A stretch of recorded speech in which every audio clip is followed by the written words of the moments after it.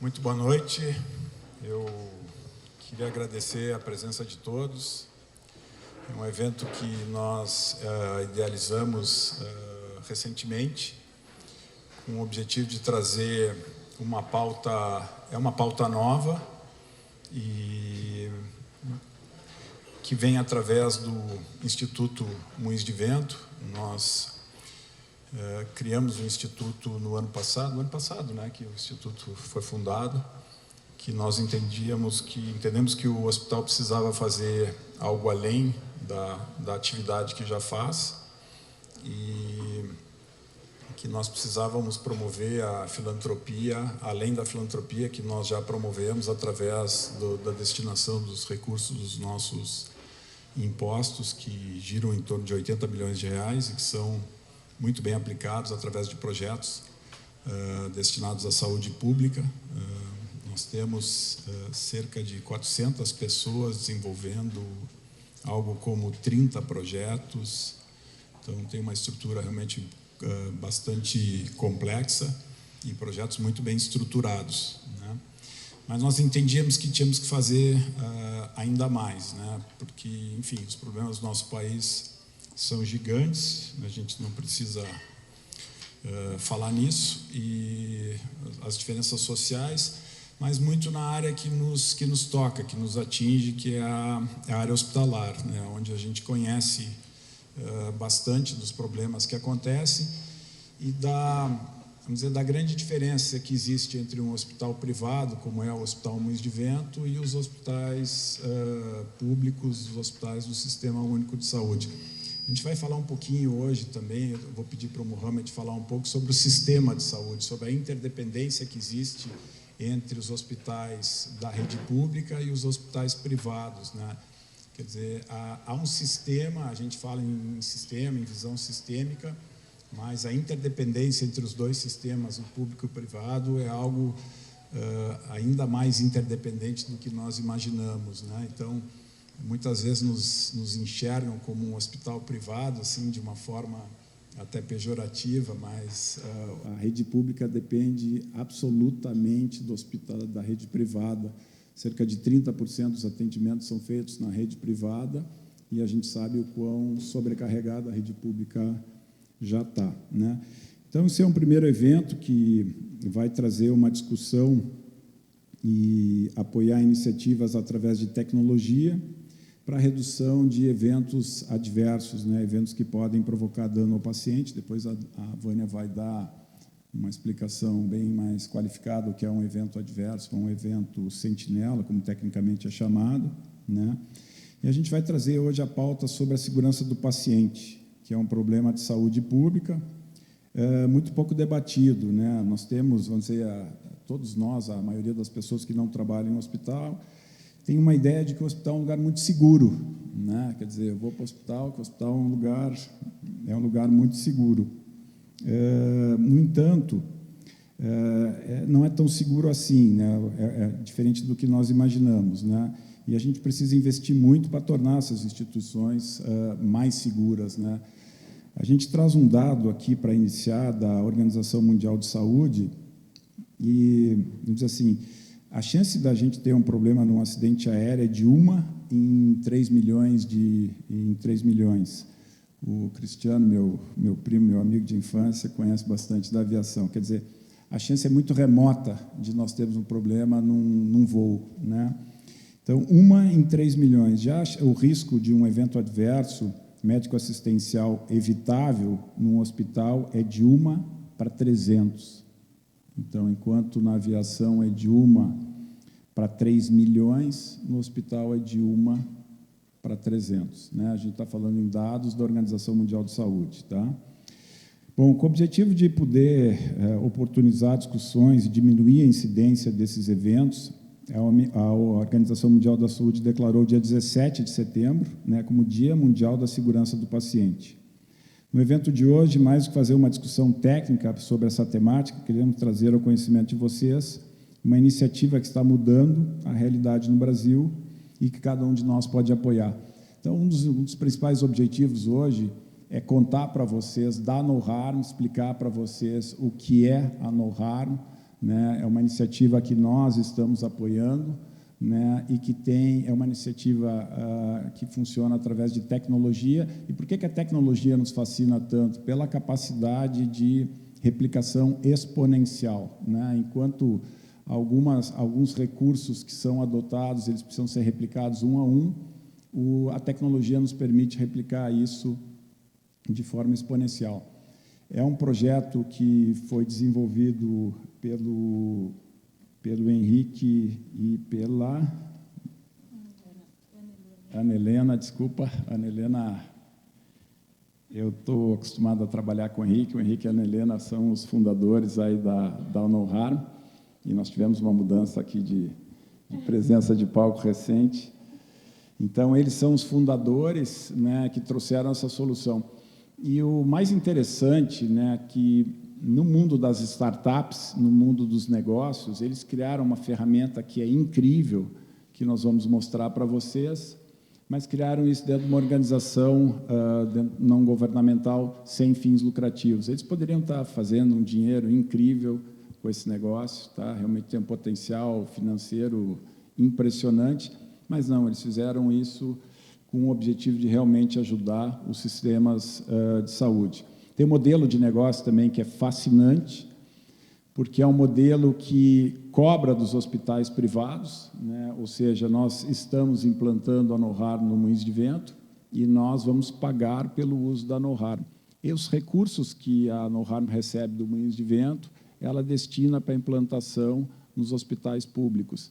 Quer dizer, modelagem de negócio, né, tio Jorge, que a gente toda a vida analisou, é um modelo de negócio muito inteligente, né? A Onoharm recebeu recentemente uma doação da fundação do Bill e da Melinda Gates, que, enfim, dispensa comentários, e o processo, o crivo para ter sido aprovado, também foi um crivo muito importante. O Henrique acredita que eles vão para uma segunda rodada e vão receber um aporte ainda de valor ainda maior. Existe já uma lista de muitos hospitais da rede pública aguardando para a implantação da Onoharm nos hospitais públicos. Então, é um negócio muito bacana. A Onoharm foi fundada no ano de 2020, é gaúcha, né? Como eu disse, é uma empresa de tecnologia que utiliza a inteligência artificial para auxiliar equipes na tomada de decisão dentro do ambiente hospitalar. E, com isso, prevenir erros, né? Né? Um hospital, acontecem erros nos hospitais, né? Lá no Hospital Moinhos de Vento, que é um hospital extremamente qualificado, temos todas as certificações mais importantes do mundo, né? Como a Joint Commission International, que nós fomos recertificados pela 7ª vez, né, Vânia? Ou pela oitava vez, com notas muito altas, né, Vânia? Recentemente. Mas os erros acontecem, né? Então, a Onoharm é um recurso, é uma ferramenta. Vocês imaginam, então, como isso pode acontecer numa rede pública, né? Onde os recursos são muito mais escassos, treinamentos, recursos humanos também. O sistema se vincula aos dados dos hospitais, indica onde estão os potenciais erros de prescrição médica, aumentando a eficiência e a qualidade assistencial. O sistema da Onoharm já impactou mais de 700 mil vidas em todo o Brasil. E vejam que ele começou durante a pandemia, em 2020. Né? E a gente pode fazer muito mais, por isso que nós estamos fazendo hoje esse primeiro No Harm Talks, né, dentro de um ambiente informal, como é a Dado Beer, né, é um bate-papo com amigos próximos, né, e pretendemos, ele está sendo gravado, então a gente pretende que depois esse nosso papo possa se propagar muito mais. Para conversar hoje, nós convidamos, sob essa forma de, vamos dizer, bem informal de bate-papo, pessoas que têm muito conhecimento para nos ajudar nas reflexões de como a gente pode enfrentar essa verdadeira epidemia, né? Para nos trazer uma visão sobre o sistema de saúde, eu conversei com o Mohamed. Mohamed, acho que o primeiro passo é a gente dar uma visão de sistema de saúde, como eu comentei há pouco, né? Nós temos o Mohamed. Mohamed é meu grande parceiro no Hospital Moinhos de Vento, né? Ele está no hospital há 15 anos, é formado em Economia pela Universidade do Rio de Janeiro, tem mestrado em Filosofia, ele é realmente um filósofo, eu posso atestar isso, não é brincadeira, tem especialização pela Harvard Business School, pelo MIT, Sloan School of Management, o Mohamed atuou em diferentes áreas, como área de hospitalidade, na Starwood, na área de óleo. Ele trabalhou na Arthur Andersen também, então tem um vasto currículo. Eu não quero me ater demais ao currículo, é um currículo invejável. Nós temos a Vânia aqui, que é a nossa grande parceira, a enfermeira Vânia, né? É superintendente assistencial e de educação do Hospital Moinhos de Vento. Vânia é enfermeira graduada pela URGS, com especialização em gestão de sistemas de saúde e também em nefrologia pela URGS também. Tem mestrado em medicina e ciência da saúde, ênfase em nefrologia pela PUC, além de MBA em gestão estratégica e econômica de negócios pela Fundação Getúlio Vargas. Também tem formação de liderança pela Johns Hopkins Nursing Academy. Para falar como a gente pode aumentar a segurança e eficiência dos hospitais, nós estamos com a Ana Helena aqui, que é fundadora da No-Harm, que eu apresentei há pouco. Eu estou fazendo um papel de mediador que eu nunca fiz na minha vida, né? Então, muitas vezes eu participo de alguns painéis onde eu sou um membro, um participante, eles me fazem perguntas e eu tento responder. Hoje eu estou aqui na missão de tentar fazer essa mediação, então vocês me dão todos os descontos possíveis, tá? E, no final, nós temos aqui a participação da Amanda, que é farmacêutica há 13 anos. A Amanda veio de Belo Horizonte, está achando Porto Alegre frio, apesar de Porto Alegre ter feito 36 graus ontem, né? A Amanda vai nos contar como é que funciona a No-Harm dentro de um hospital no Risoleta Tolentino Neves, de Minas. O No-Harm está lá desde 2021 e já impactou 18 mil vidas, tá? Então, ela vai nos dar um depoimento. A gente montou esse painel. O Mohamed vai falar, então, sobre sistema, a Vânia vai falar sobre segurança do paciente, depois vamos falar sobre a No-Harm e vamos falar sobre o impacto da No-Harm dentro de um hospital público, né? Um hospital de 300 leitos, é isso? 420 leitos, tá? Então, para dar início ao nosso bate-papo, eu queria convidar o Mohamed para nos dar uma visão sobre o sistema de saúde do Brasil. Tá? Tinha um microfone atrás de mim aqui. Boa noite. Primeiro, agradecer ao Dado e parabenizar pela iniciativa de estimular um debate que é muito técnico, né, e que a gente não se preocupa muito, né? Então, parabéns, Dado. Saudar os meus colegas aqui de palco, Dr. Jorge, a nossa referência. Vim para Porto Alegre há 16 anos. Foi lá que eu conheci o Dr. Jorge, que ajudou a pensar grande. E eu acho que esse é um problema hoje do mundo e do Brasil. A gente parou de pensar grande, né? E toda hora que você pensa pensar grande, vem alguém e bate na tua mão. Está muito arrogante, está muito megalomaníaco. Eu acho que a gente tem que começar a voltar a ser. E, Dado, quando você falou que a No-Harm é gaúcho, eu acho que tem que falar disso, né? Eu vejo instituições grandes, eu vejo a Globo, não tem nada a ver com o assunto que eu ia falar aqui agora, mas a Globo fazendo Globoplay, tentando se reinventar, brigando para existir. Apesar da família estar bem de vida, eles estão lá e está indo direitinho. Então, eu vejo que a gente tem que brigar para ter instituições que gerem conteúdo, emprego para a gente. Eu moro aqui em Porto Alegre há 15 anos, meus filhos são aqui, meu filho fala perna, fui num parque agora que estavam uns cariocas fazendo, eu vi de longe os cariocas, o menino falou perna, fazendo bullying com meu filho. A minha mulher falou, o que você está falando aí? E aí minha mulher carioca também falou, não, é teu filho, mas ele fala perna e tal. E, então, ele é gaúcho. E me preocupa agora em como é que a gente vai ficar aqui, né? Como é que vai gerar emprego, não basta ter famílias bem de vida. É importante que hajam empresas que possam reter os cérebros e gerar desenvolvimento de forma ousada aqui. Então, essa é minha referência aí ao Dr. Jorge, que foi responsável por essa mudança mental do Hospital Moinhos de Vento, né? Ou que naquele momento permitiu a mim e ao João Polanzi, que é o Fernando, fazer isso sem tomar nenhum tapa na mão, né? A gente foi adiante. Foi nessa época que a gente começou a aprender do que é o hospital. A gente teve muitos problemas econômicos, financeiros, de investimento, e tinha um modelo mental. Quem nunca comeu caviar não sabe o que é caviar, né? Então, o cara está feliz até não comer o caviar ou lagosta. Então, existe um pacto em Porto Alegre de ter uma medicina, e uma assistência mediana, que praças como Porto Alegre são praças que não são metrópoles, que merecem ter um hospital internacional. Esse era o pacto que estava aqui, eu não estou brincando. Classe média, e quem tinha um poder aquisitivo maior ia para fora do país ou ia para São Paulo.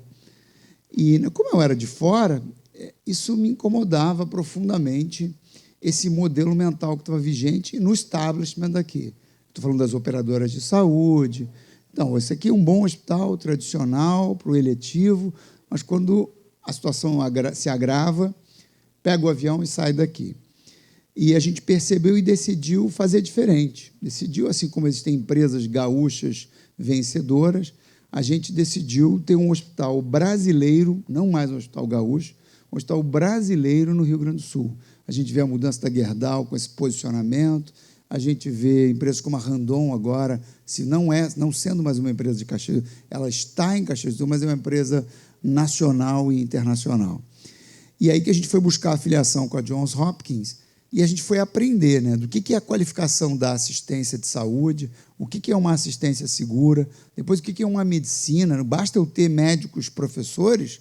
Se eu fui professor há 15 anos atrás, 20 anos depois eu vou continuar porque eu tenho um diploma na minha parede, continuar sendo o cara, ou eu tenho que continuar estudando?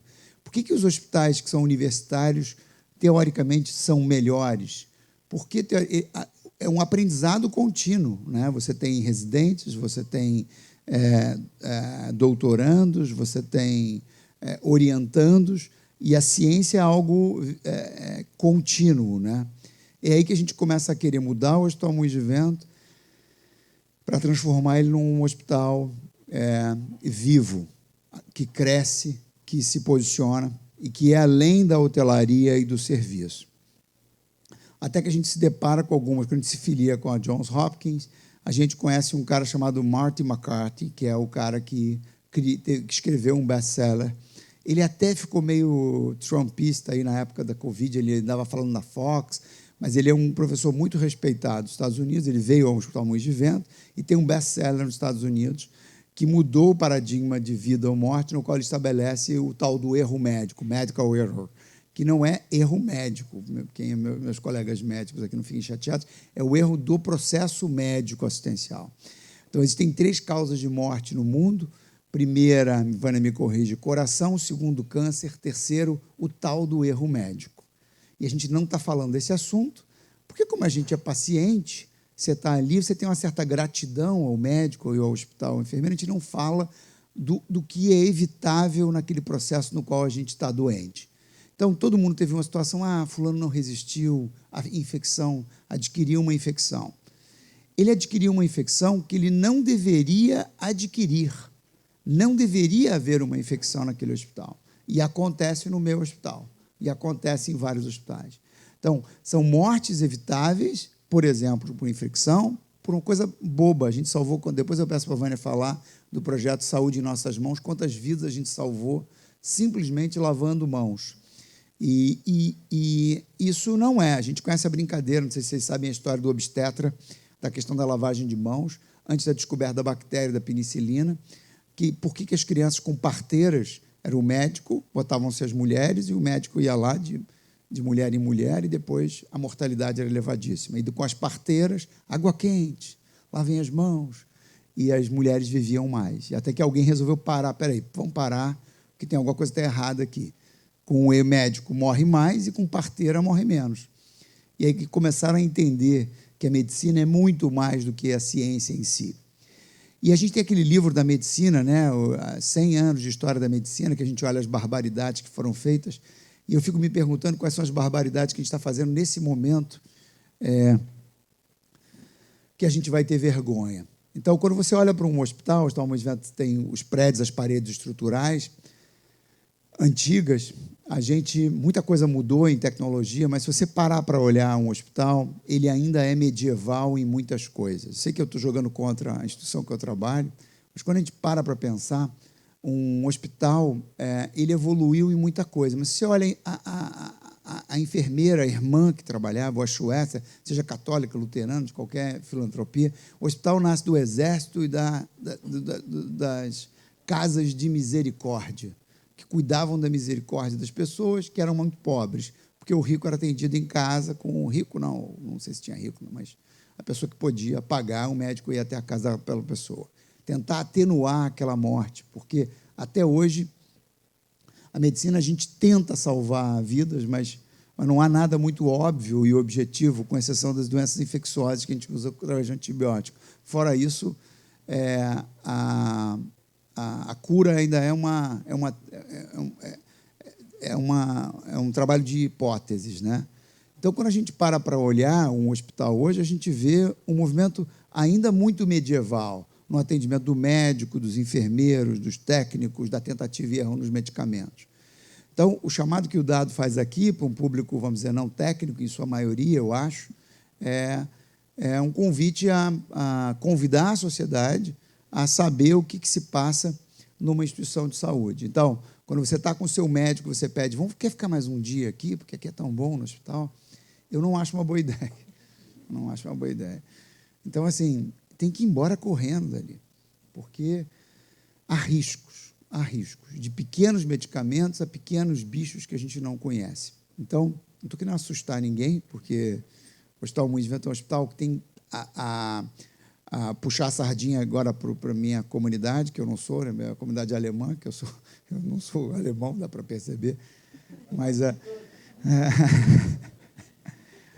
assim, os alemães têm uma história da asepsia muito forte, né, e da limpeza da organização. Então, antes da penicilina, a enfermagem surgiu lá na Itália, né, pertinho dali.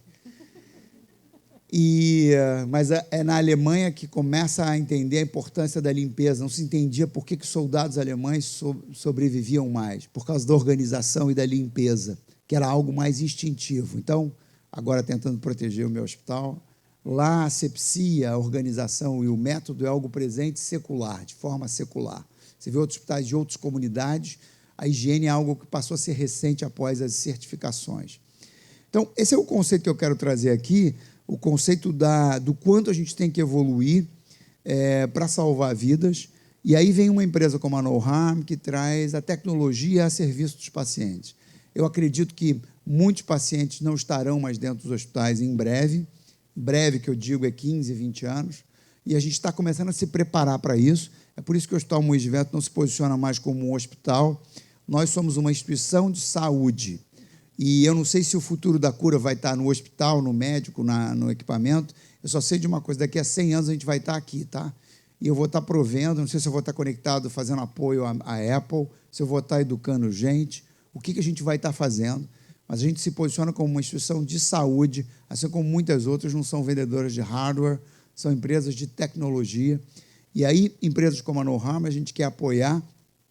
A gente está fazendo um projeto com o PROAD, para poder estimular e disseminar por todo o Brasil projetos que eduquem os profissionais, mas também que minimizem os efeitos adversos das práticas assistenciais, que não são feitos por maldade, porque a gente está tentando curar e está tentando salvar um tema. Então, todos os outros temas ficam menos prioritários, como a checagem do medicamento. Essa história começa com o Moinhos de Vento, lá atrás, 2010, 11, 12, a Vânia traz um projeto para a gente, assim que você assumiu como diretora, não foi?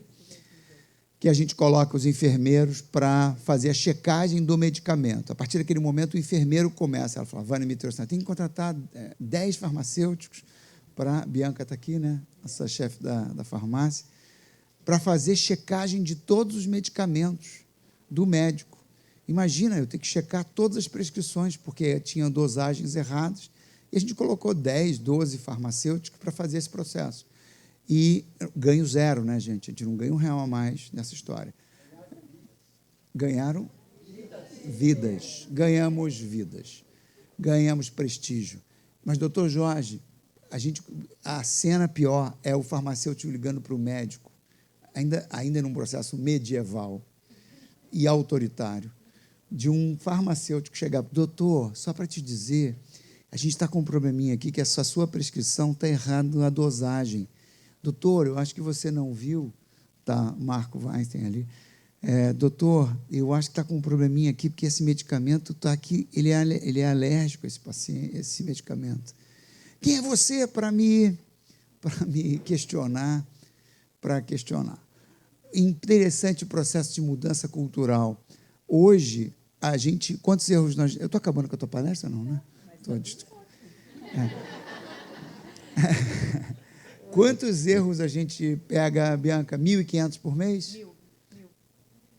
Em torno de 1.000 erros de medicamentos nós pegamos no Moinhos de Vento por mês, sem a NoHarm, que eu ainda não fechei com ele ainda.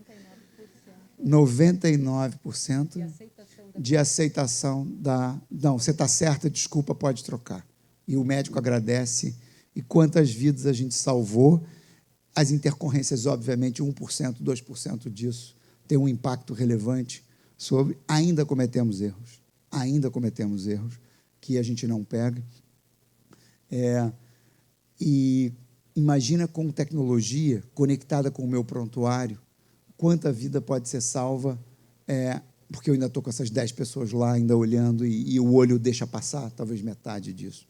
Então, imagine o quão medieval nós estamos hoje, e daqui a 20 anos, o quanto a gente vai ter vergonha de tudo que a gente faz. Agora, entrando na pergunta do Dado, falei de Globo, falei de um monte de coisa, mas falando bem rapidamente da pergunta sua, nós temos 6.500 hospitais no Brasil, no qual 3.000 hospitais têm menos de 50 leitos. 1/3 disso são públicos, de prefeituras. Teoricamente, não é que não deveriam existir, vai falar isso para uma prefeitura pequena que não deveria existir. 99% dos hospitais no Brasil não tem alvará de incêndio, gente. Preciso continuar aqui? Não tem alvará de incêndio. No Rio Grande do Sul, o único hospital com alvará de incêndio se chama Hospital Moinhos de Vento. Isso porque eu estou há 5 anos, quando veio a Boate Kiss, eu vou confessar o que aconteceu, eu morri de medo de ser preso. E eu chamei o Evandro e falei, vamos fazer logo, qual o problema que a gente tem aqui? Não tem problema na escada de incêndio, não tem rota de fuga. Então, a gente está há 5 anos trabalhando nisso. Agora a gente teve uma reunião no Sindospa hoje para discutir, os hospitais estão em pânico, que a lei vai entrar ano que vem, cada um vai ter que gastar 10 milhões de reais, uma fina advogado lá do Sindospa.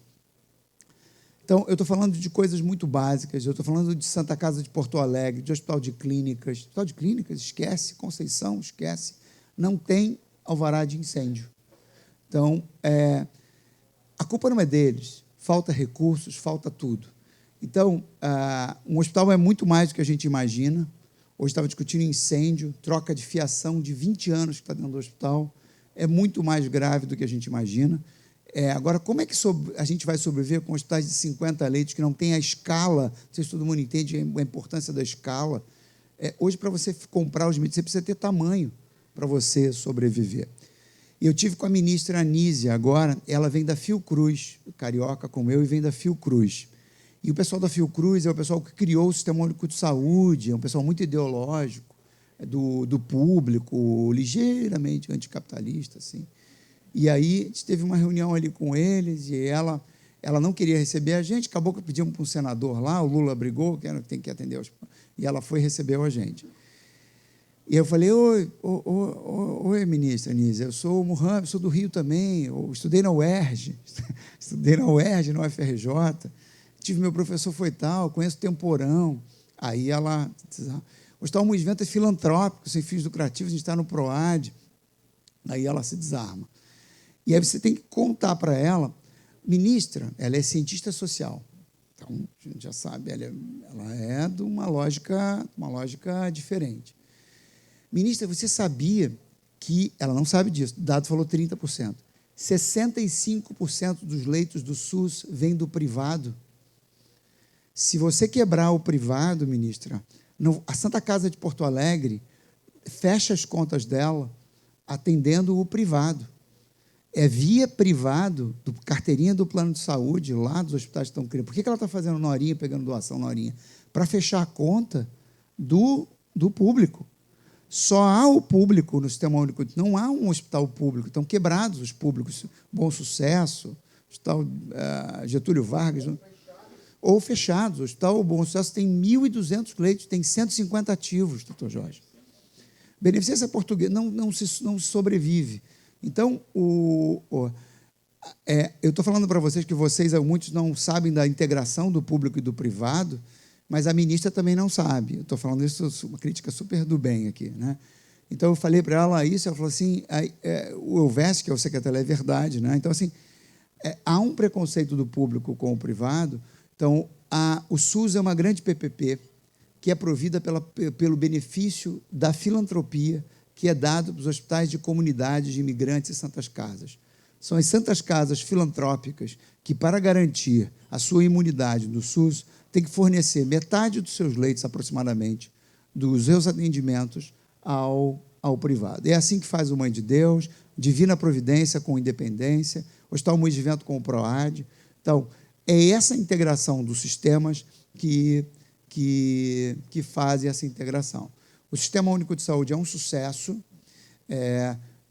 tem problemas de gestão, mas é subfinanciado. Então, hoje, na minha opinião, né, educação, nós não temos um problema de financiamento, doutor Jorge, foi criador do Movimento Brasil Competitivo, acho que a educação se gasta no país em torno de 6% a 7% do PIB brasileiro é colocado em educação. Então, é um PIB grande, absolutamente. O Brasil, eu não sei agora, me ajuda 2 trilhões de dólares em... 6, 7, é um número igual aos melhores países do mundo em educação. Exatamente. Então, esse número, esse é um patamar, lógico, dos custos brasileiros, mas é igual aos... não existe no mundo que gaste mais em educação do que a gente. Então, você está falando de Espanha, Inglaterra gasta igual, e o nosso PIB é igual o da Espanha, da Itália, não é diferente. Então, a gente já gasta muito. Aí eles vão brigar comigo, se eu falar isso, a Nadine, minha amiga, vai brigar comigo, do Clínicas. Mas, assim, a gente tem que discutir para onde está indo esse dinheiro.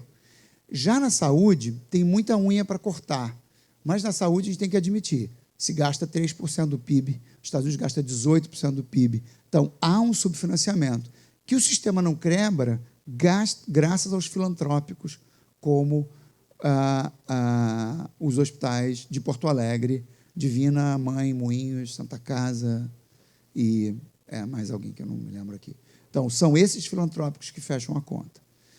Para fechar, eu vou falar da crise que está havendo nesse momento de financiamento da saúde suplementar. Foi criado a Lei Romário, um jogador de futebol lá do Rio de Janeiro também. E o Romário criou uma lei em 2022 agora, que abriu para o rol os medicamentos, todos esses MABs aqui. Aliás, o Moinhos está ganhando está me ajudando a salvar o Iguatemi. Eu faturo quase 100 milhões no Iguatemi para os MABs, que são medicamentos quase com preço de oncológico, que é 8, 9 mil reais, para psoríase, reumatismo. Então, foi criada uma lei que a ANS regulava isso para uma avaliação de tecnologia e de custo-efetividade para essas drogas. Então, a gente vai precisar discutir de forma utilitarista o quanto é para todo mundo. Por quê? Porque o Brasil está envelhecendo, e o Brasil era uma pirâmide cheia de jovem, e nós tínhamos um pacto geracional. Como é que funciona esse pacto geracional? O jovem trabalha por velho. Isso funciona muito bem. Vocês viram o quebra-quebra lá do Macron, lá na França? Qual era o problema disso? É que, quando o país começa a envelhecer, ele tem que esticar lá, porque quebra-quebra fica de 2 anos. Né? Então, é a mesma lógica da saúde. Quando você vai para uma saúde suplementar, é o jovem pagando a conta para o rico. Só que ele tem limite para pagar isso, para o mais velho. A população está ficando mais madura e a indústria farmacêutica, esse é um tema muito importante, está começando a criar muita coisa. Para o câncer, a gente tem pelo menos 3 soluções diferentes para a mesma doença com cura. Linfoma e melanoma tem cura absoluta hoje, que chama CAR T-cell. Você pega a célula cancerígena, altera ela geneticamente e bota de volta, e ela mesma atua naquilo. O tratamento é $1,5 milhão. Eu não aceitei colocar no Moinhos, porque senão vou quebrar aqui a Unimed. Eles pediram para o Einstein, para o Moinhos e tal. Então, a indústria farmacêutica, tá, a ciência é uma maravilha, isso a gente tem que louvar a ciência e agradecer.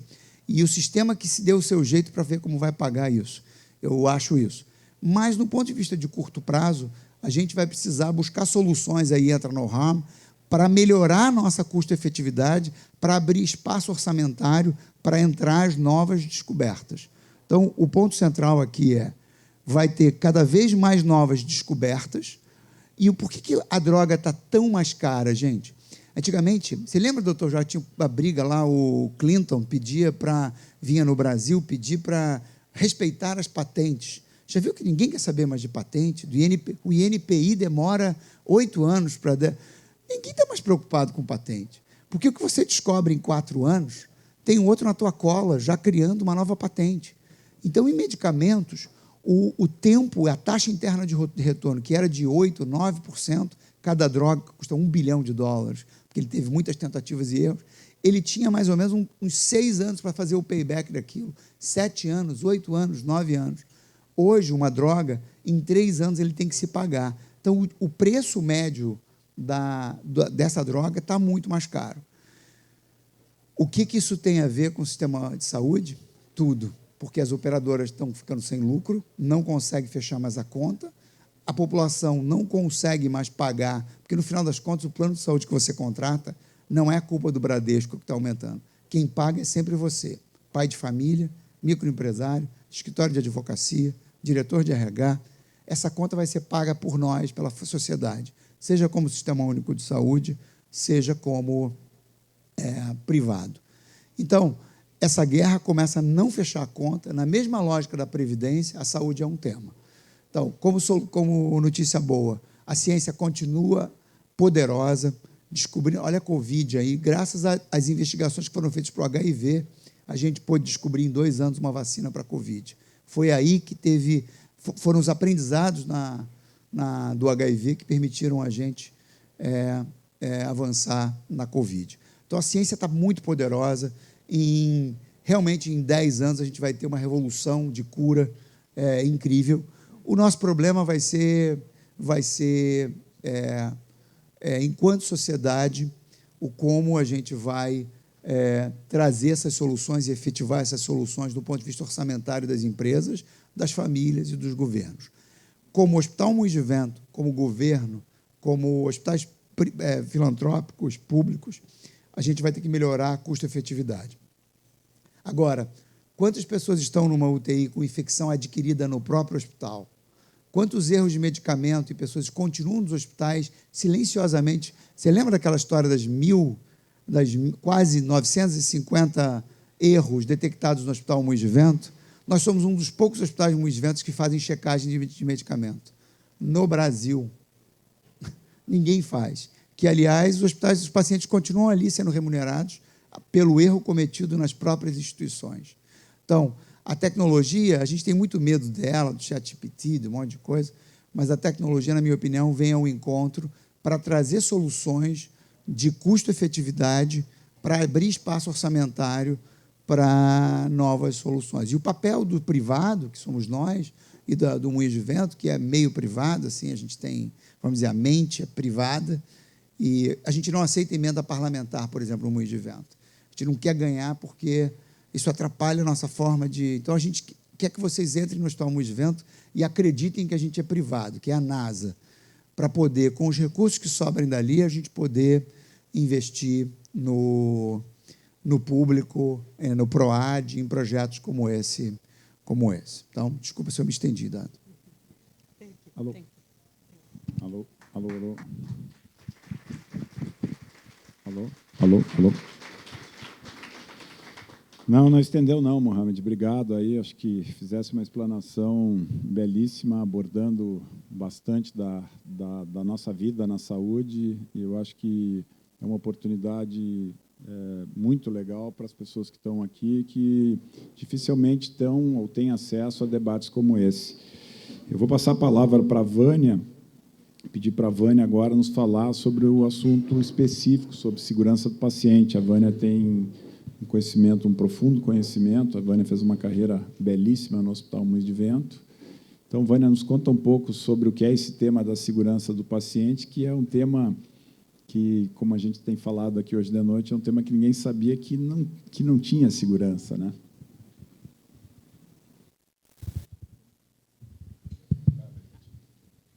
Gente, boa noite. Obrigada, Dado, pelo convite. Obrigada, Ana, Amanda e o Mohamed, né, que já falou tudo por mim. Bom, então, eu sou enfermeira há 35 anos, né, e ouvindo o Mohamed falar aqui um pouco sobre toda essa história, né, eu me formei em 88 e fiquei refletindo que eu não tive formação nenhuma sobre qualidade, segurança de processos, aliás, sobre processos. A primeira pessoa que eu ouvi falar em qualidade está aqui na minha frente, o Dr. Jorge, em 95, no que hoje é o auditório, na época era onde eu jogava vôlei, no Hospital Moinhos de Vento, vôlei, handball, futebol, falando do Programa Gaúcho de Qualidade e Produtividade, trazendo o tema de qualidade para os hospitais. E isso foi em 95, Dr. Jorge. E hoje, quando a gente reflete a formação, o Dr. Marco, que está aí, a equipe do Moinhos de Vento, eu ouso dizer que uma das únicas faculdades que fala sobre qualidade, segurança, na formação, talvez seja a nossa faculdade de enfermagem, que já botou essa disciplina na sua formação e traz esse tema desde da formação do técnico, do enfermeiro, que a gente colou grau agora faz 2 semanas, a primeira turma, né? Eu ia te pedir para falar um pouquinho, uma breve apresentação aí da nossa... É isso.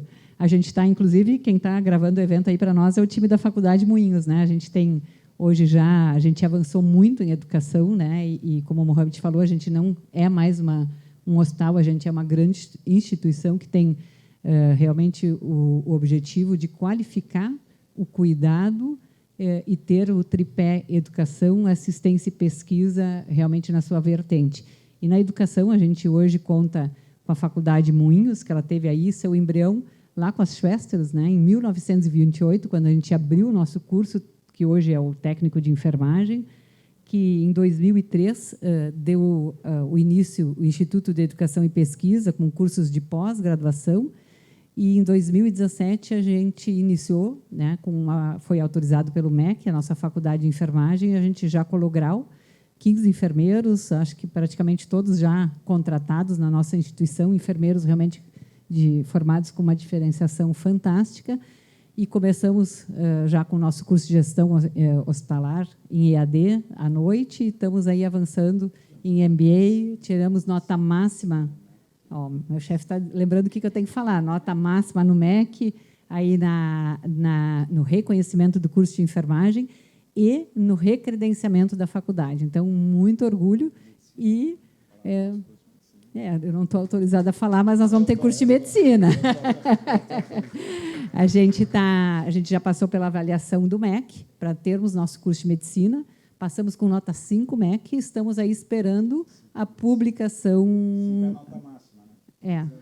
É de 0 a 5, 5 é a nota máxima do MEC, né? E nós estamos aí esperando a publicação da portaria, porque estamos aí nessa discussão aí mais ideológica, né? Mas a gente está batalhando porque realmente a gente tem certeza de que a gente tem a capacidade de formar médicos também com uma qualidade aí diferenciada. Então, para falar um pouco do tema da qualidade, da segurança, né? Por isso que eu estava falando na minha formação, quando eu me deparei com esse tema e a gente começou a ouvir que 30% dos recursos utilizados no hospital era um desperdício, né? Que a gente tinha um desperdício alto, que nós não tínhamos processos organizados, e a gente, como profissional da saúde, ficava pensando como? Não é possível, a gente busca aí todos os dias fazer a diferença na vida das pessoas, mas realmente a gente não tinha o olhar metodológico. E aí, em 1999, sai um report do Institute of Medicine, que é, para nós, entre aspas, uma bomba, né? Que fala que nos Estados Unidos se estima que 98 mil pessoas morrem por eventos causados por nós, médicos, enfermeiros, técnicos, que não morreriam, porque era era admitido, era normal ter uma infecção hospitalar, ter um medicamento administrado de forma errada e assim por diante. Então, esse relatório ele é um divisor de águas e ele dá luz a essas falhas dentro das instituições hospitalares. Sem falar do sistema mais abrangente, né? Nós temos atenção básica, nós temos tudo isso. Então, ele traz à luz esse dado tão importante e se começa, então, a estudar e a entender o que causa as mortes. E aí, doutor Marco, me ajuda aqui, até hoje tem CID para a gente informar se tiver um óbito por um erro de medicamento ou um erro da equipe? Não. Até hoje, na classificação internacional de doenças, se tiver um evento causado por nós, não tem CID. Então, imaginam, né, ali na causa do óbito, não vai estar escrito que o óbito foi causado por uma falha ocasionada dentro do hospital. Então, as nossas estatísticas, elas não são boas ainda, né? E com esse relatório, a gente começa a estudar o tema e começa a trazer para dentro do hospital o que se aprendeu com a indústria, né? Então, a gente traz os conceitos da indústria, de processos, de qualidade, e se começa a estudar e implementar esses processos. E as próprias acreditações hospitalares nascem a partir dessa necessidade. O Dado citou antes, o Hospital Moinhos de Vento, em 2002, foi o segundo hospital no Brasil a ter a certificação da Joint Commission International.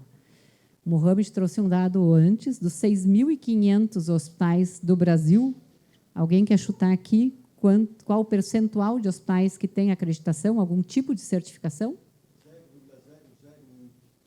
6,5%, doutor Jorge, tem uma certificação, 6,5%. Joint Commission, 54 no Brasil, de 6.500. Isso. E nos Estados Unidos, isso, não se abre um hospital se antes ele não tiver uma certificação. Então, esse é o paradoxo que a gente vive hoje e que a gente vem buscando, então, fazer essa transformação. Isso vem a partir de uma questão muito importante, que é a cultura da segurança psicológica, de a gente reportar eventos, da gente ter a certeza de que que os erros vão acontecer, porque são pessoas que trabalham numa instituição hospitalar, saber que esses erros, se eles ocorrerem, eles vão ser caros, que eles podem ser evitados e que a segurança do sistema tem espaço de melhoria contínua, ou seja, que a gente tem capacidade de sempre melhorar esse sistema. E quando a gente acredita nisso, então, no Brasil, em 2013, o Ministério da Saúde cria, né, a obrigatoriedade de ter os núcleos de segurança no hospital. Gente, vamos lá, né? 1999, nos Estados Unidos, já se traz à luz o problema e a gente leva praticamente 15 anos para trazer isto para o Brasil.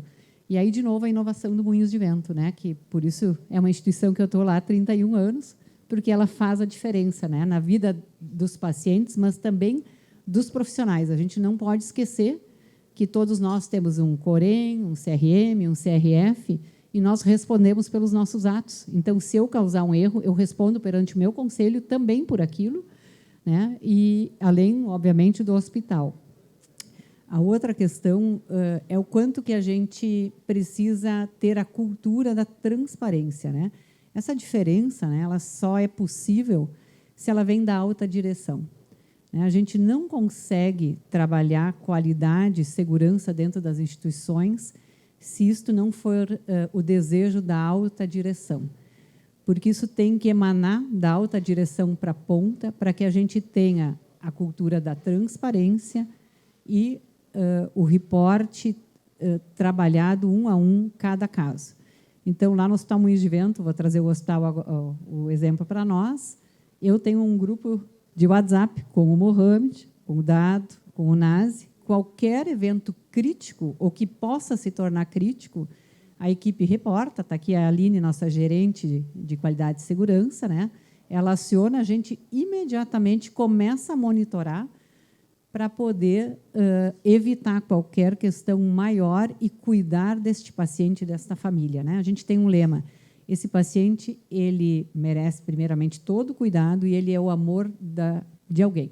Então, nós temos a responsabilidade de cuidar dele com qualidade, mesmo que aconteça uma falha no cuidado. Quando a gente falou antes, né, os hospitais acreditados, a gente se submete voluntariamente, isso é um processo voluntário. Então, a gente passou agora, em agosto, né, e no meio da pandemia a gente não abriu mão de fazer também essa certificação. A gente passou agora, em agosto, por um manual que são 1.270 padrões, que são avaliados como não conformes, parciais conformes ou conformes. E a gente tem que ter uma assertividade de 98%. Se eu não tiver essa assertividade, eu fico em recuperação e tenho que mostrar planos de ação, enfim. E nós tivemos, né, um resultado fantástico, que foi realmente atingir a nossa 8ª recertificação. E esse é um trabalho longo, de muitos anos, e cada evento crítico, né, que ele deve ser comunicado, a Joint Commission também espera que os hospitais reportem. Então, ano passado, os hospitais reportaram voluntariamente mais de 1.400 eventos, sendo que os eventos críticos, que o Dado pediu para eu explicar, o que é um evento sentinela, que para nós é nosso dia a dia, né, essa terminologia. Um evento sentinela é quando eu causo o óbito ou um dano permanente no paciente. E um evento adverso, ele é um evento que ele pode só causar uma questão, digamos que não tem um impacto. Eu dar 2 comprimidos de paracetamol para o Mohamed, que não é alérgico, que não fez uma hipotermia, não teve nenhuma causa que eu consegui detectar agora, é um evento adverso. Mas se eu der para ele uma superdosagem de um antibiótico que vai levar a uma falência renal, ele se torna um evento sentinela. Então, ano passado, no mundo, nós tivemos mais de 1.400 eventos, 1.411, se eu não me engano, sentinelas, que causaram, 20% causaram óbito, né, e os outros 80% dano permanente. E a maior causa disso são quedas, gente. Quedas. Né? Quedas têm múltiplos fatores. 1, envelhecimento populacional. 2, polifarmácia. Né? E aí vai uma série de outras coisas, mas esses eventos ocorreram dentro do hospital. Então, por isso que a gente precisa hoje, dentro do nosso sistema, envolver não só a nossa equipe, mas o paciente, né? E a gente fala muito da educação do paciente em saúde, o Health Literacy, e também da família. Né? A gente precisa que essa família ela vai seguir com esse paciente depois, ela vai ter que estar educada para fazer e seguir esses cuidados a nível domiciliar, né? Para esse paciente não retornar e muitas vezes não retornar pior. Então, hoje, o Mohamed também falou antes, nós temos projetos maravilhosos via PROAD SUS, onde nós também fazemos essa diferença a nível nacional, né? Nos mais de 5.000 e quantos municípios? 5.400 municípios do Brasil. Nós estamos em mais de 3.000 municípios com projetos do Paciente Seguro, onde a gente leva as metas internacionais de segurança para realmente fazer esse trabalho nos hospitais, e também um outro projeto que é fantástico, que é pela telemedicina, e também já conectando com o projeto de vocês de tecnologia, onde a gente faz round multidisciplinar em UTIs pediátricas, onde nós conseguimos só com a telemedicina, com o médico, com a enfermeira do controle de infecção, com a nossa psicóloga, passando o round à distância, né, em Tocantins, Sobral, a gente conseguiu reduzir mais de 50% o óbito dessas crianças. Então, é muito bom a gente poder fazer parte disso, né, de fazer essa transformação. O Hospital Moinhos de Vento com seu protagonismo, realmente puxando essa pauta da qualidade, da segurança, não a nível do hospital, mas regional e nacionalmente, vem fazendo a diferença e salvando vidas, como o Dr. Jorge falou antes, né? E é um orgulho tremendo a gente poder realmente alavancar essa pauta e sempre saber que tem mais para fazer, né? Porque a gente, aí com a tecnologia, e aí eu vou brincar com o Henrique, né? Porque a Noheim surgiu lá num bate-papo que a gente fez, lá no Moinhos, né? Mas, não, como diz o Mohamed, não adianta ter ideia, né? Tem que fazer a implementação. Mas o bacana é que a gente, conversando e colaborando, a gente consegue também fazer coisas que são transformadoras. Acho que eu já me estendi bastante. Obrigada. Vânia, muito obrigado. A Vânia realmente tem propriedade absoluta para nos falar sobre segurança de paciente. E é muito bom saber os riscos e muito bom saber tudo que é feito e tudo que pode ser feito e precisa ser feito para a gente ampliar a segurança do paciente dentro do ambiente hospitalar. Vou pedir agora para a Ana Helena, então, nos contar e nos contextualizar um pouco como a No-Harm pode ajudar e fazer a diferença no cenário que a Vânia acabou de nos falar, nos contar. Primeiro, eu queria agradecer, né, a oportunidade da gente estar aqui apresentando para vocês a No-Harm, agradecer o Dado e aos colegas aqui. Queria dar boa noite para todo mundo também. Nesse contexto, então, de eventos adversos, né, primeiro eu queria contar um pouco também da minha história. Eu fiz farmácia na URGS e fiz meu estágio, inclusive, no Moinhos de Vento, meu estágio final no Moinhos de Vento. E depois eu entrei no Conceição e durante os 10 anos que eu tive no Conceição, eu aprendi muito lá, inclusive com os erros, né? Acontece no ambiente hospitalar muitos erros, como a Vânia trouxe, e a gente tem que primeiro conhecer esses erros, né? E que é uma barreira também, né? Tem muita barreira de medo de notificar esses erros. Então, esses 1000 eventos, né, catastróficos são os notificados, né? Nós temos muito mais erros. A literatura traz que 10% dos eventos são notificados. Então, isso a gente pode multiplicar aí por 10 para ver realmente o que está acontecendo nos hospitais.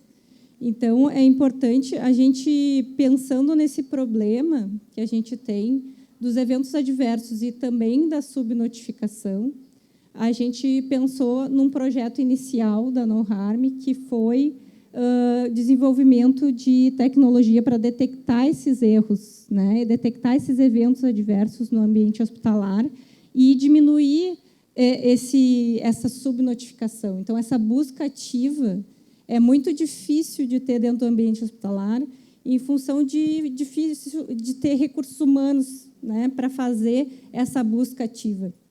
Então, a gente pensou nesse projeto inicial de criar uma ferramenta que detectasse esses eventos adversos e, conhecendo esses eventos, a gente pode criar barreiras para evitar que esses eventos não aconteçam.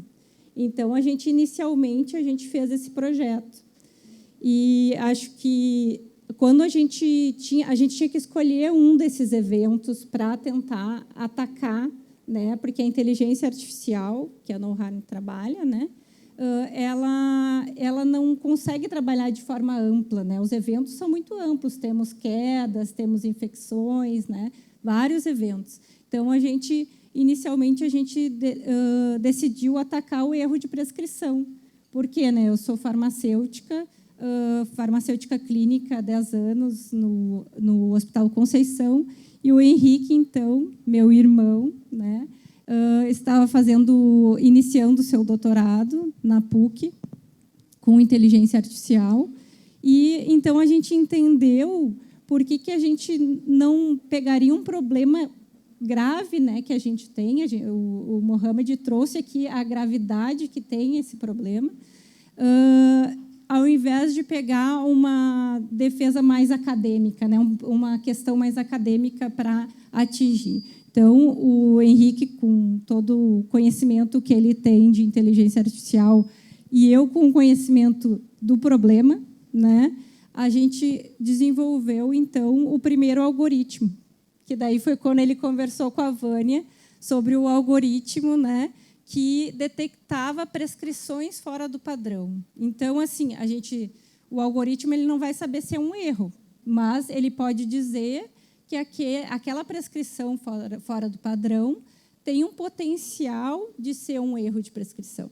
Então, esse algoritmo foi um produto, um filho do doutorado do Henrique, que a gente, só ele, assim, publicado num artigo, não vai trazer nenhum benefício para a sociedade, né? Não tanto quanto a gente criar, então, uma ferramenta que foi o que a Vânia sugeriu, quer dizer, entre aspas, para o Henrique, e a gente acabou construindo, então, uma ferramenta que estivesse dentro dessa ferramenta esse algoritmo que detecta, então, o potencial erro de prescrição. Então, a gente construiu essa ferramenta. Dentro dela não tem só o algoritmo, tem vários outros alertas, por exemplo, da alergia, né? Alerta de alergia, avisando que o paciente tem alergia àquele medicamento. Não só o alerta de acordo com o que foi cadastrado pela equipe de enfermagem, mas também pelo que a ferramenta de inteligência artificial detecta dentro do texto clínico do médico. Então, ele consegue detectar quando o paciente tem alergia a determinado medicamento e, então, dá o alerta para a farmacêutica dizendo que aquele paciente tem alergia. Então, tem vários alertas que a gente traz dentro da nossa ferramenta, né, que acaba evitando esses erros, esses eventos. Então, além de ter um sistema que a gente faz a busca ativa através de inteligência artificial, né, desses eventos adversos, a gente também traz uma barreira para que esses eventos deixem de acontecer.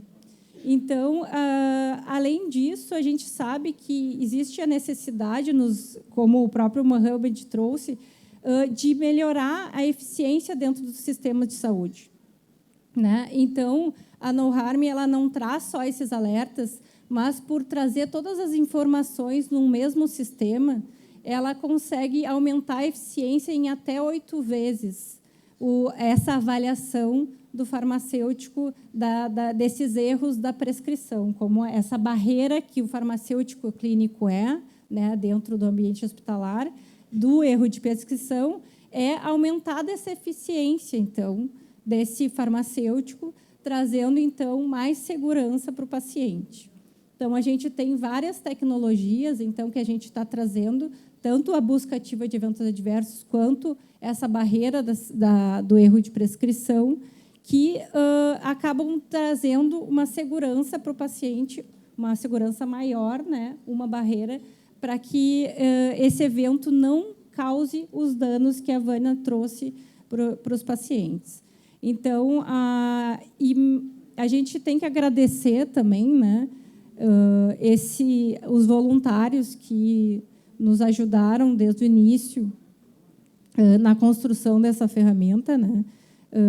Os nossos colaboradores que estão aqui, que ajudam todo dia a conseguir entregar para o SUS de graça, né, essa ferramenta. A gente precisa ser muito eficiente, né? A gente tem uma equipe pequena, né, e consegue entregar para 80 hospitais essa tecnologia, sendo que a gente recebe por 50% desses hospitais, né?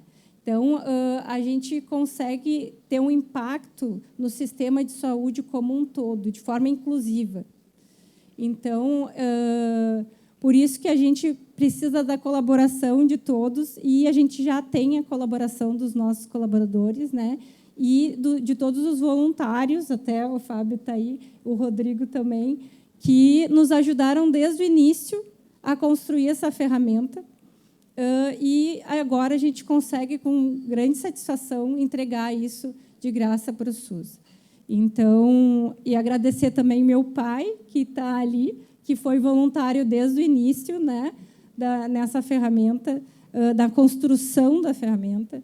E a gente está sempre em construção, a gente está sempre em melhoria, né? A gente está sempre criando novas inteligências, também focando na segurança do paciente.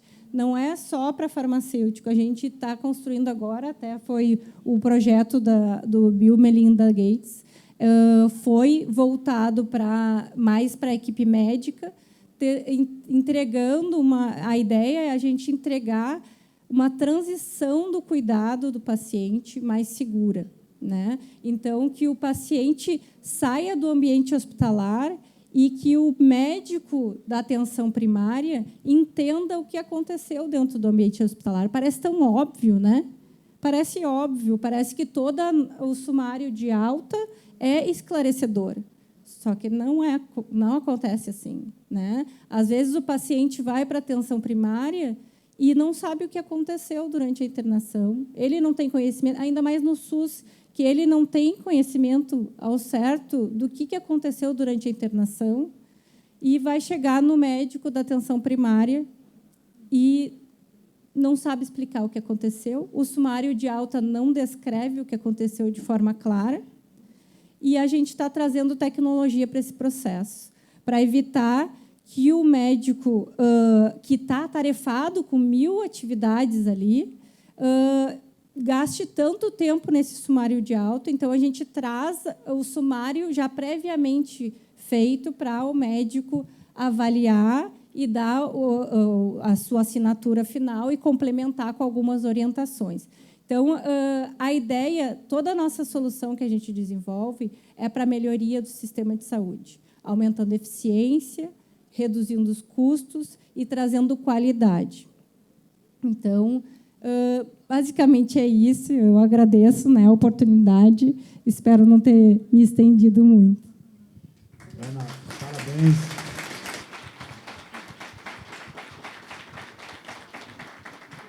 Obrigado pela tua explicação. Por favor. Para dar uma ideia como nasceu a NORAM, como então, a ideia do algoritmo foi porque estava como farmacêutica clínica do Hospital Conceição e eu tinha que avaliar muitas prescrições, avaliar essa mesma avaliação que o pessoal do Moinhos faz, a gente tinha que fazer. Só que assim, era um trabalho assim, 200 prescrições por dia eu tinha que avaliar. Como é que tu vai avaliar 200 prescrições com qualidade? Eu me sentia insegura.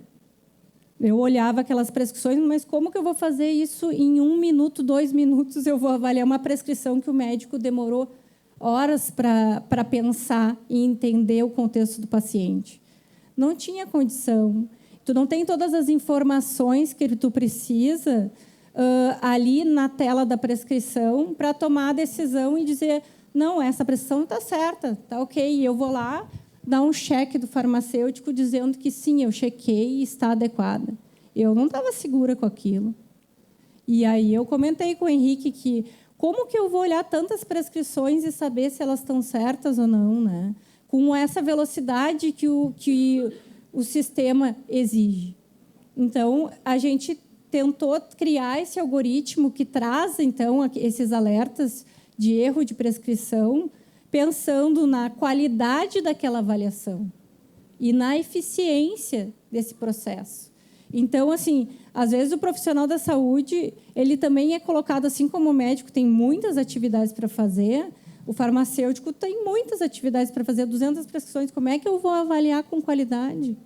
É importante, senhora, eu pergunto, mas se é uma coisa que veio de uma abstração teórica ou que nasceu com uma necessidade. Do problema, da dor.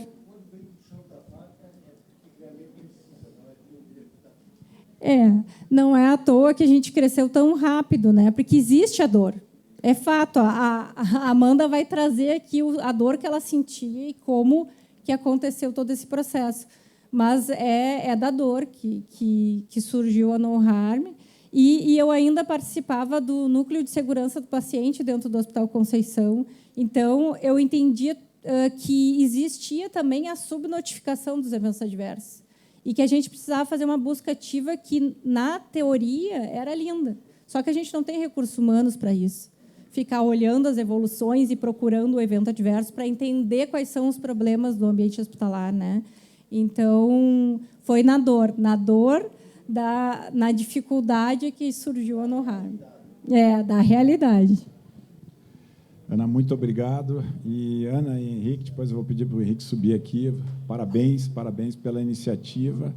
Quer dizer, são atos, são iniciativas mesmo de pessoas como vocês, combinando problema, né? Como a gente fala, o hospital é um lugar com diversos problemas, e onde tem problema existe uma oportunidade, né? E combinada pela sorte de ter um irmão cientista de dados, né? Um gênio da inteligência, doutor em inteligência artificial, né? Surgiu esse projeto maravilhoso que é a NoHarm. E agora eu vou pedir para a Amanda nos contar, então, um case, né, prático. Ela veio de Belo Horizonte para cá, para nos prestigiar aí com a presença dela e contar sobre todo o impacto que a NoHarm está tendo lá. Já impactou 17 mil vidas pelas informações que nós temos, está lá desde 2021. É isso, né, Amanda? Por favor, conta um pouquinho para a gente. Boa noite a todos. Obrigada pelo convite, obrigada por essa partilha. Eu acho que é uma mesa diversa, né? Traz um olhar multiprofissional, diferentes perspectivas para um problema que atinge a todos nós, né? Pacientes, já fomos ou seremos em algum momento, então atinge a todos nós. Eu sou Amanda, eu sou farmacêutica, eu trabalho há 13 anos no Sistema Público de Saúde. Tenho especialização em qualidade em saúde e segurança do paciente, então já é um privilégio, né, que é uma formação nova, né, que a Fiocruz desenvolveu esse curso em 2014, se eu não me engano. Então, foi a primeira turma de qualidade em saúde e segurança do paciente em parceria com o pessoal de Portugal. Então, é um assunto que realmente estamos engatinhando. Temos muito ainda o que fazer. Ainda temos resultados muito desesperadores que precisamos encarar, né, sentir e moldar. Então, nessa caminhada, né, hoje eu sou doutoranda em infectologia e medicina tropical, né, trabalho com a resistência de antimicrobianos, que é uma questão de saúde pública avassaladora sobre nós, e estou com essa realidade dentro de um hospital no Sistema Único de Saúde, né, para além da pesquisa, do ensino e da docência. Então, falar um pouquinho do uso seguro de medicamentos no Sistema Único de Saúde. E aí eu trouxe algumas fotos só para exemplificar. O Hospital Resoleta, né, é um hospital regional, é um hospital que está na saída de Belo Horizonte, na confluência de vários municípios. E esse hospital ele trabalha com uma população de grande vulnerabilidade social. E é de porta aberta. É um pronto-socorro de porta aberta. Nós não regulamos a demanda que atendemos. Chegou, a gente tem que atender. Independente se eu tenho capacidade para atender 50, se tem 150 lá dentro, eu tenho que atender.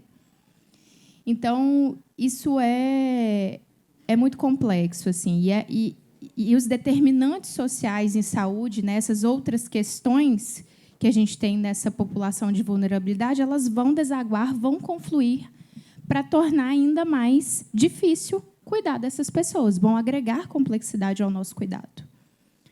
Então, esse pronto-socorro, porta aberta, urgência e emergência, chega baleado, esfaqueado, queimado, ralado, tudo que você pensar. E tem uma outra porta ainda de entrada, que é uma maternidade, é vida, é saúde, mas pela população que a gente atende, a gente tem pessoas que não fizeram pré-natal, né, usuárias de diversas drogas, então, ainda assim, também uma porta complexa de cuidado. E num cenário do Sistema Único de Saúde, com um desfinanciamento, né, com uma escassez de recursos, mas temos vários potenciais. Estamos vinculados à Universidade Federal de Minas Gerais, então, muitos professores atuando, um conhecimento, pessoas atualizadas, pesquisas sendo desenvolvidas dentro da instituição. Então, a gente vai tentando ali driblar essas dificuldades, né, e pegar o que temos de bom para entregar o melhor para o nosso paciente. Então, são 420 leitos, 45 de UTI, são 1.500 atendimentos, né, de internação mensal e 6.100 atendimentos de urgência, né, nessa porta sobrecarregada. E a nossa missão de ensinar, né, como eu falei, por sermos vinculados à universidade, passam mais de 2.300 alunos, né, como campo de formação. A gente não é um hospital universitário, então a gente não é da rede EBSER, mas a gente tem como missão cuidar com qualidade e segurança e ensinar. E, nesse contexto, no meio da pandemia, Pode passar, por favor. A gente se viu nesse cenário. Recursos de otimizar, escassez para o hospital que tinha recurso, ou dentro da rede SUS. A pandemia foi um momento, assim, um outlier, um ponto totalmente fora da curva para todos nós. E a gente precisava pensar em estratégias que a gente conciliasse a qualidade, a segurança como uma dimensão que deriva, né, da qualidade, e, dentro dessas práticas assistenciais, dentro desse cenário complexo, tentar fazer o melhor num cenário que faltava medicamento básico, dipirona. Estava em falta em vários hospitais nesse país. Então, essa é a cara, né, do farmacêutico. Eu tenho certeza que era assim que a Ana chegava em casa. Foi quando o Henrique teve o insight. Meu Deus, como vou fazer? E, para além de pensar, né, na otimização do recurso, porque recurso não é o dinheiro, né, é a mão de obra. Né? Você tem uma questão do tripé Dona Bediano. Né? A gente pensar em estrutura de pessoas, de tecnologia, dimensionamento de RH, pensar nos nossos processos de trabalho, que foram drasticamente afetados por essa crise sanitária, e pensar no resultado. Como que eu vou querer melhorar o meu resultado se eu comprometi os outros 2 pontos de apoio nesse tripé? Então, pensando... Pode passar? Pensando um pouco nisso, vem essa questão, né, que é um dado da OMS de 2017, que, já publicado pré-pandemia, já nos alarmava, né, que, globalmente, o custo associado com erros de medicação foi estimado em 42 bilhões de dólares por ano.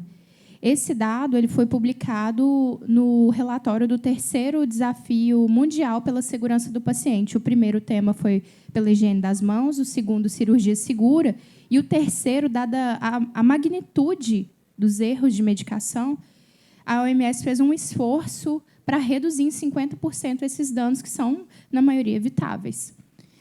Só que a pandemia desacelerou várias desses projetos, dessas ações, e a gente muito incomodado, né, com esse cenário. Então, pode passar, por favor. Esse era o número que a gente tinha no hospital. Fazendo uma projeção, eu conseguia, com a equipe que eu tinha, com o processo que eu tinha, com aquela estrutura disponível, manualmente, com o número de farmacêuticos clínicos que eu tinha naquele momento, eu fazia a análise de 1.000 itens prescritos por mês.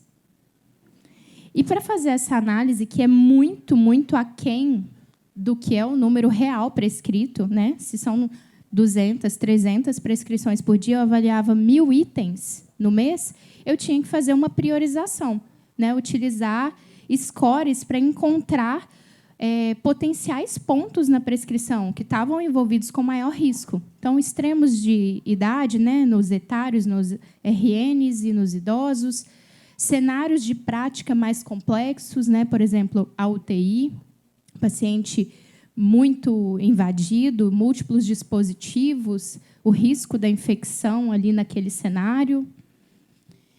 Então, a gente sabia que o nosso número estava muito abaixo do que a gente precisava entregar. E o incômodo maior não deriva do número absoluto de 1.000 itens que a gente revisava. É que, com base nesses 1.000 itens, e aí aqui eu extrapolei porque temos 17 meses fechados de uso da NORAM, então seriam, se eu tivesse continuado com o meu processo de lá, da implantação até hoje, teríamos avaliado 17.000 itens. E essa taxa, ela me mostrava uma taxa de erro de prescrição de 11,5%. Gente, como que eu estou dentro de um hospital público universitário que eu tenho 11% de erro de prescrição? Isso está errado. E a gente sabia que várias coisas explicam esse número. Né? Eu tinha uma amostra que era enviesada, que era viciada, era um N muito pequeno, então, naquele oceano grandão, chegavam para mim também os auxiliares de farmácia, minha equipe de apoio, o que eles achavam mais estranho, empiricamente, chegava na mão do farmacêutico para a gente revisar. Além do farmacêutico também estar inserido, os poucos farmacêuticos que eu tinha, estarem inseridos nos setores onde eu tinha um mais alto risco farmacoterapêutico associado. Então, a gente precisava descobrir, primeiro, se eu quero fazer alguma coisa, se eu quero transformar algo, eu preciso conhecer aquela realidade. Então, a gente sabia que 11,5% não era. Que número é esse? Que erros são esses? Quais são os medicamentos que estão mais envolvidos com erros? O que a gente pode fazer para mudar essa realidade? E aí, a gente avançou, né, para essa próxima realidade, que é deixar de fazer esse processo manualmente. A Ana explicou brevemente, mas como que é esse processo manual? Gente, chega a prescrição, você tem que abrir o seu sistema de prescrição e olhar item a item. Além disso, vários medicamentos, eu tenho que, para tomar uma decisão se está correto ou não, eu tenho que olhar o exame laboratorial desse paciente. Eu tenho que olhar a função renal, função hepática. Aí eu tinha que abrir uma outra tela num outro sistema e procurar.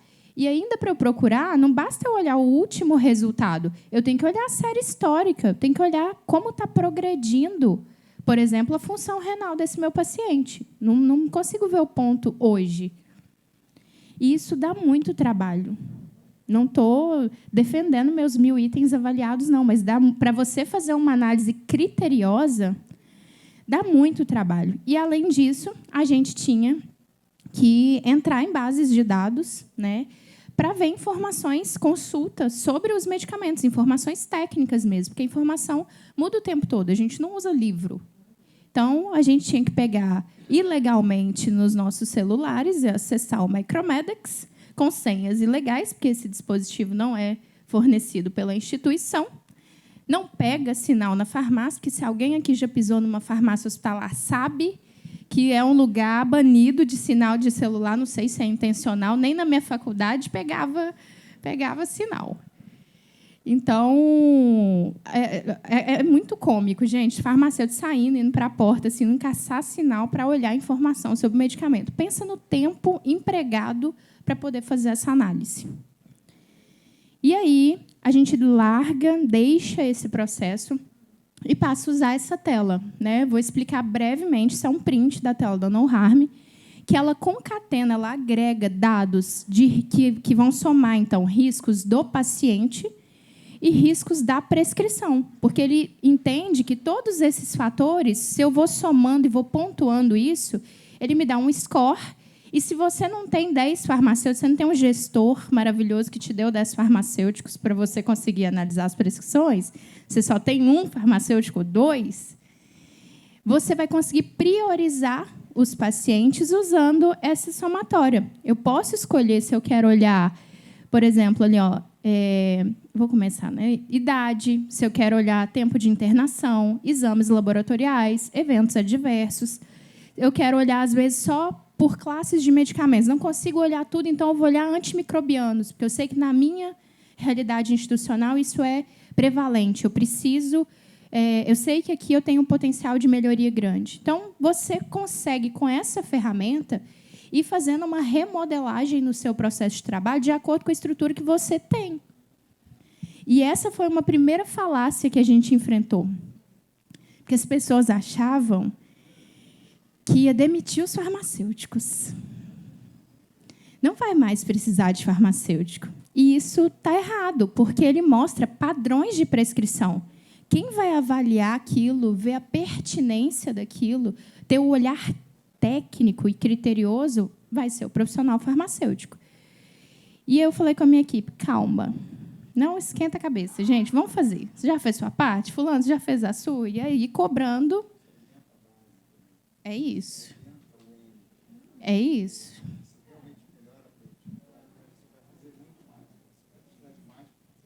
E as pessoas estavam tão sobrecarregadas que elas não enxergavam isso.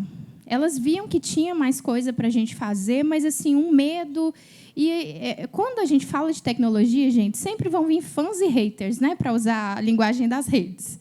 Tem gente que vai achar que isso vai ser revolucionário, que vai salvar o mundo. Tem gente que vai achar que os robôs vão nos dominar, não vai ter mais humano.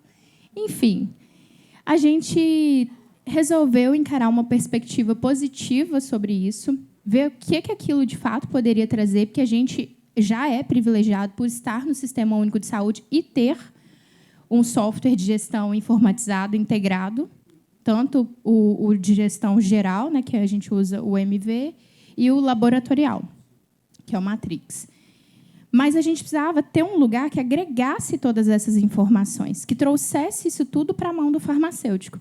Então, essa tela ela me permite fazer um dos algoritmos, né, uma priorização por paciente, por prescrição, se eu quiser olhar uma a uma, ou, às vezes, o mesmo paciente pode ter várias prescrições no dia.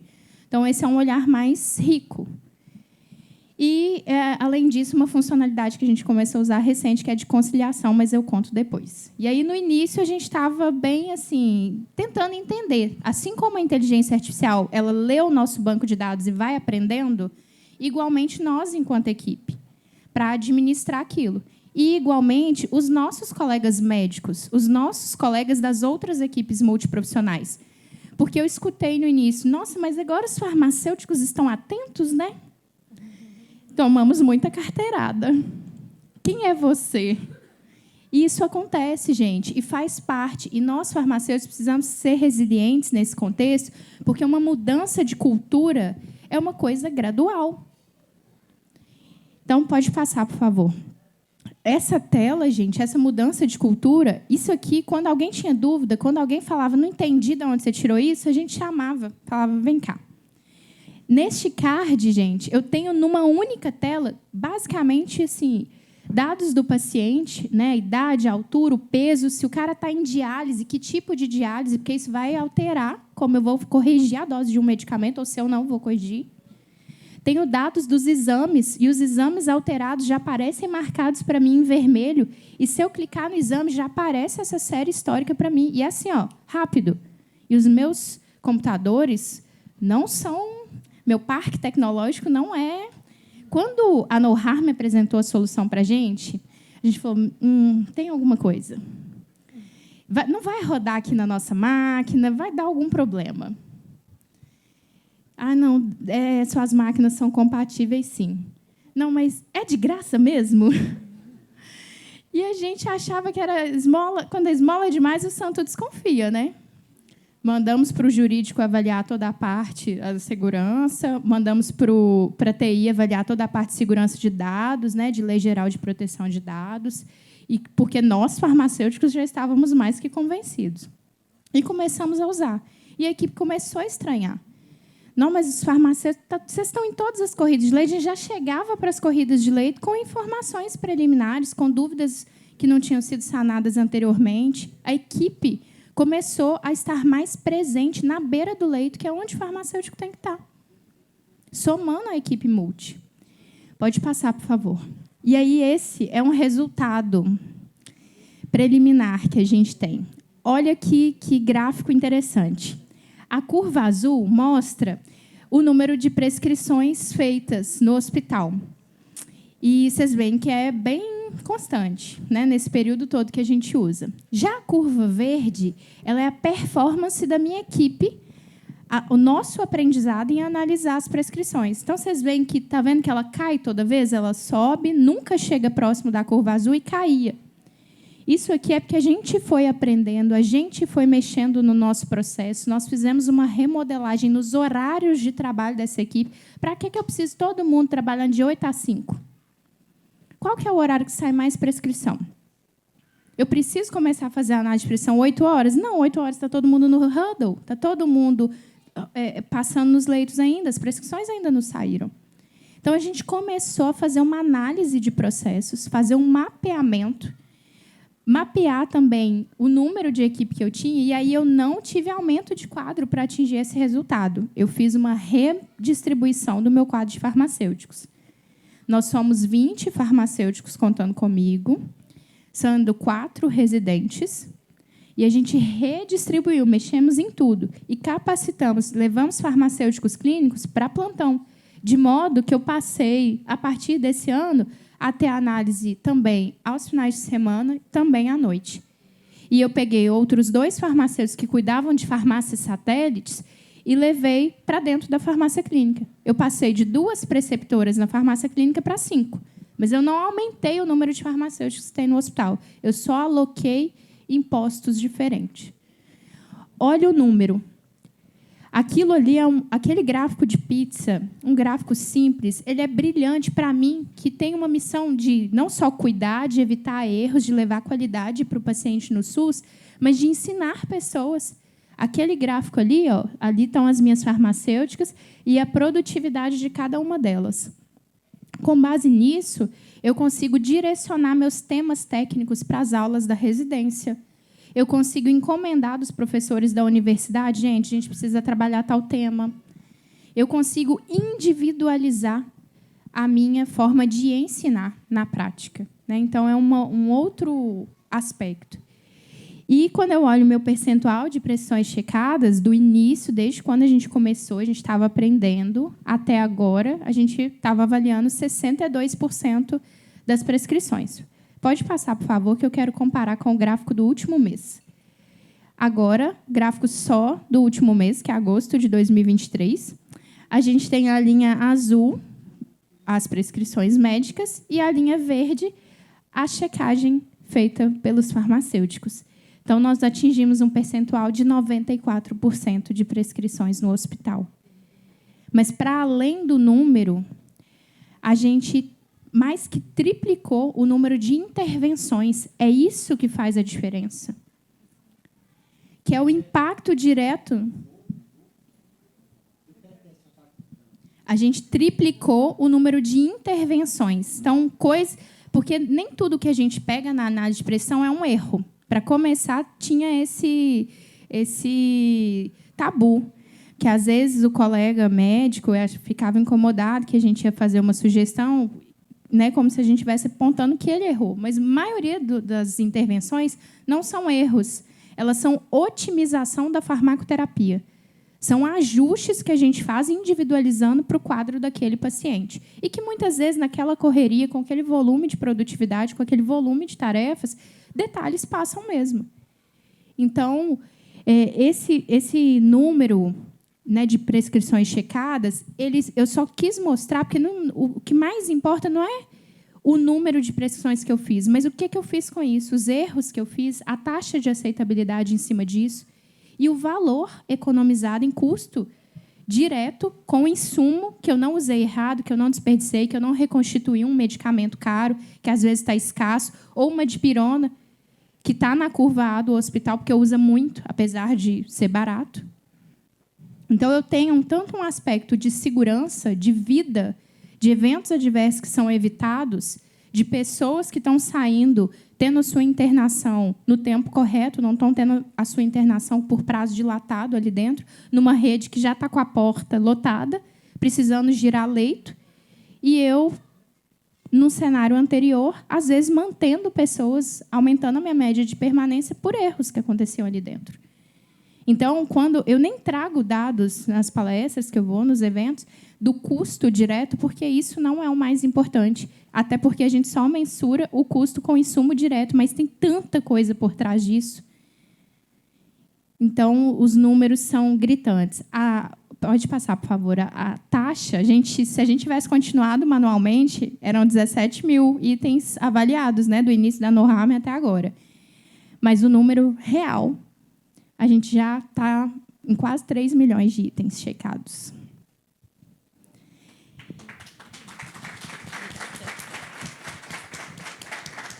É chocante. E a taxa de erros de 11,5%, a nossa taxa é de 0,007%. Mostrando que a gente chegou agora próximo ao resultado real. E aí, com base nisso, a gente fez o nosso plano de ação de 2023. A gente olhou quais medicamentos que a gente mais intervinha, por qual motivo a gente mais intervinha, e falamos, opa, precisamos fazer uma reciclagem multiprofissional do nosso protocolo de anticoagulação, que é são, em geral, os medicamentos da anticoagulação são de alta vigilância e enoxaparina, por exemplo, tem um custo gigante. Então, eu tenho dados para nortear as minhas ações de capacitação, de treinamento e diminuir os efeitos. E isso vai ser sistêmico, vai ser cíclico, porque eu sou um hospital-escola, Eu vou ter sempre residentes novos chegando, pessoas com demandas diferentes de treinamento, de formação. Mas agora eu fico tranquila porque eu tenho a ferramenta que vai me ajudar a ser mais assertiva para conduzir o cuidado desses pacientes e a qualificação e a formação desses profissionais. Pode passar, por favor. E aí é uma pena que alguns efeitos dessa apresentação não está no meu computador, né? Mas essa moça aí ao fundo ela fica fazendo assim, né? No GIF. E aí, você ainda está no passado? A gente tem que escolher romper, né? com as crenças limitantes, com as desculpas, porque eu fiz essa pergunta. Isso não é para mim, gente, esse negócio de graça, não tem coisa aí. Mas o jurídico falou que estava tudo certo, o financeiro falou que também estava, então vamos fazer o nosso melhor. Então, a gente precisa escolher romper, né, com essa realidade que a gente não pode aceitar, porque nós somos pacientes. A gente está cuidando do amor de alguém. Então, pode passar, por favor. Eu trouxe algumas fotos para vocês verem o primeiro prêmio que a gente recebeu, das nossas primeiras 1000 vidas impactadas, né? Então, estávamos aí todos na pandemia ainda. Essa é a minha equipe de farmacêuticos e diretoria, assessorias, né, do hospital. Pode passar.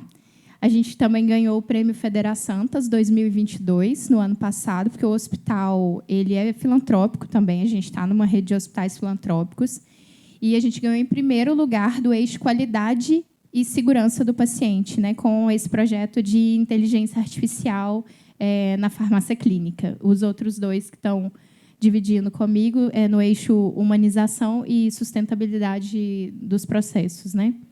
Estamos animados para o prêmio 2023. Pode passar, por favor. E, além disso, como missão nossa, eu só selecionei os 2 últimos trabalhos que foram premiados, mas eu acho que depois da No Harm, a gente já teve TCC, a gente já teve... Vamos ter agora dissertação de mestrado, e vários resumos de congresso contando, né, dividindo com outros hospitais que isso é realidade, que isso pode chegar para todos no Sistema Único de Saúde. Então, eu trouxe aqui, a gente fez um trabalho muito legal, que é do perfil de exames prescritos pelo farmacêutico, porque, apesar da gente ter uma regulamentação que permite o farmacêutico prescrever exames desde 2013, ainda tem uma certa resistência, e vários profissionais também não se sentem seguros ainda para fazer essa prescrição. Mas a gente acha fundamental, porque vários exames eles vão servir para monitorar parâmetros, vão ser parâmetros de efetividade no uso de medicamentos.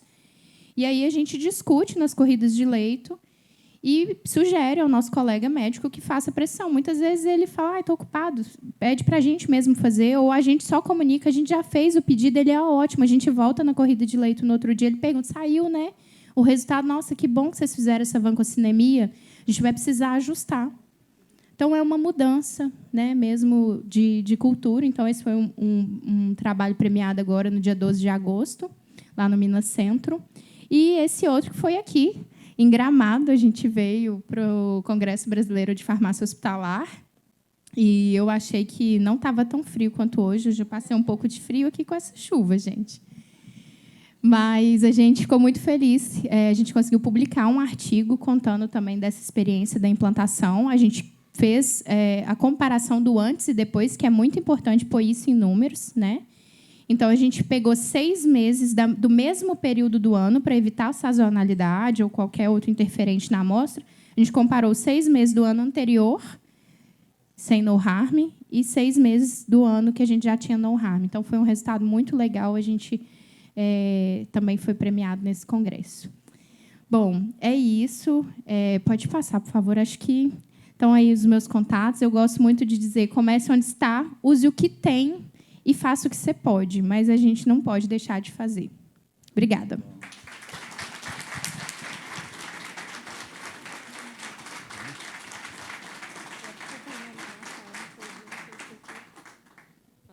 Eu queria só comentar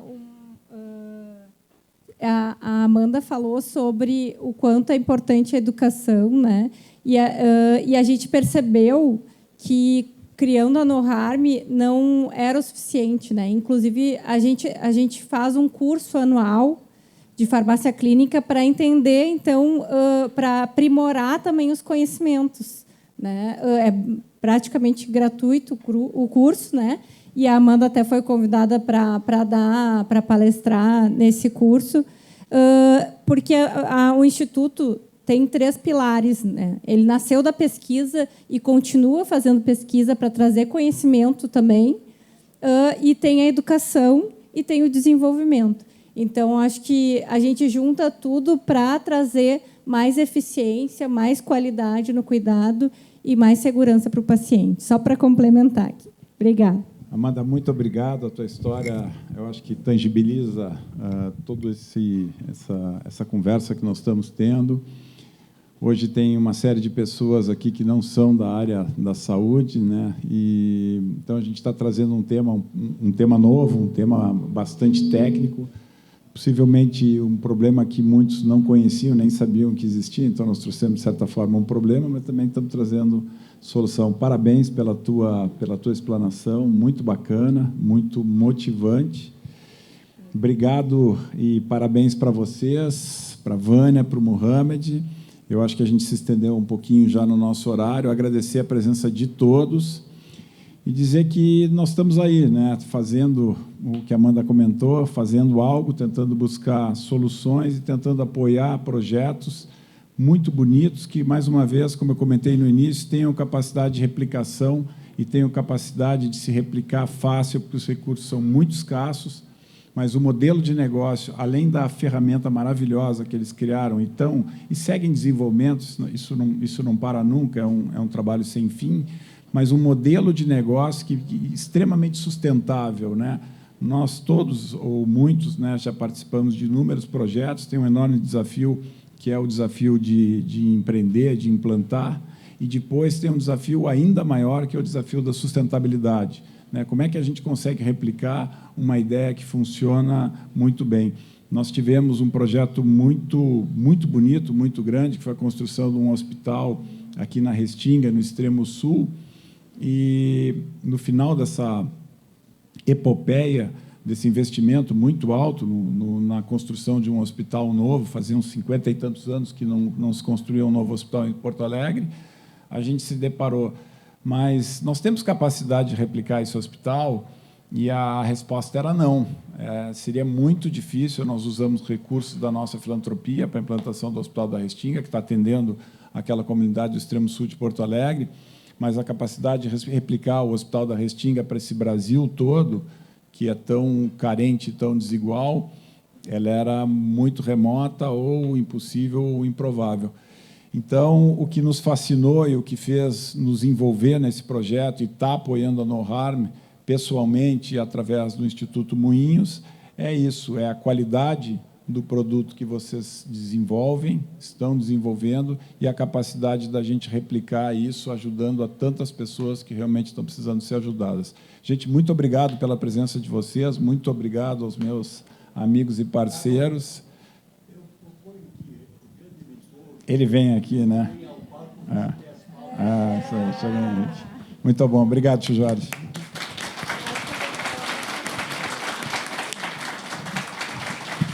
Obrigado. Pode colocar o outro slide, por favor, para a gente. É o slide 15. O outro slide, outra apresentação, slide 15. Obrigado, pessoal. Na verdade, isso aqui é um projeto coletivo, né? É injusto. Na verdade, eu e a Ana, a gente está aqui na frente, mas tem muitas pessoas envolvidas nesse projeto, desde o início, né? O Fábio está aqui, foi um dos idealizadores também da No Harm, junto com a Vânia, que também está aqui. Então, é super rico estar todas as pessoas envolvidas, né? E várias que foram envolvidas no projeto não estão aqui. E agora vocês estão vendo, né? O Rodrigo, quando a gente começou, o Rodrigo era nosso comercial, ele falava, Henrique, vamos fazer isso com fins lucrativos, não sei. E eu falava, não tem como fazer isso com fins lucrativos. Agora, e a Ana também falava, gente, como é que a gente vai fazer isso open source? A Ana Helena trabalhava com química lá, só patente. Eu, Ana, vamos fazer open source. Vamos seguir assim. Isso mesmo. Isso aqui é possível por conta das pessoas. Mais da metade das pessoas trabalharam nesse projeto sem ganhar um tostão durante os primeiros 2 anos. Não tem como a gente desenvolver uma solução dessas para a saúde sem ser filantrópico. Não tem como a gente fazer uma saúde privada que realmente vai impactar a vida das pessoas. Então, não tem como a gente fazer isso com fins lucrativos e entregar de graça para o SUS. Não tem como. Mas a gente precisa de pessoas que estão dispostas a comprar essa briga, voluntários ou não, que estejam dispostos a entender que esse projeto é um projeto que vai mudar a saúde do Brasil e que é um projeto que tem um propósito enorme, que é aumentar a eficiência de uma maneira que mantenha a qualidade, né? Mas daí para o mundo... Isso. Mas daí para a Europa, por exemplo, é com fins lucrativos, para a gente pegar todo o ouro que eles levaram de volta, entendeu? Daí não vai ser com fins lucrativos. Exatamente. Daí a gente vai fazer um processo de descolonização, né, que é pegar o ouro de volta. Então, não tem como fazer isso com fins lucrativos. O único jeito da gente entregar essa solução e toda essa melhoria do sistema de saúde como um todo é sendo uma empresa com muito propósito. E isso envolve muitas pessoas que dedicam o seu tempo todos os dias para melhorar o sistema de saúde. 80% das pessoas aqui são doutores. Então, a gente tem a Débora, que é doutora, a Júlia, que é doutora, a Juliana, que é doutora. Quem que eu estou esquecendo? A Ana Helena, que é doutora, eu que sou doutor, e os outros que não são doutor são ninja, são Jedi, que é a única forma da gente, com essa equipe aqui, entregar essa solução incrível para 80 hospitais, sendo que mais da metade de direção de graça. Eu agradeço imensamente vocês e convido vocês a se voluntariar para ajudar a gente a impactar a saúde do Brasil como um todo e ajudar da maneira que vocês puderem para a gente poder entregar isso cada vez para mais hospitais da rede pública. Muito obrigado.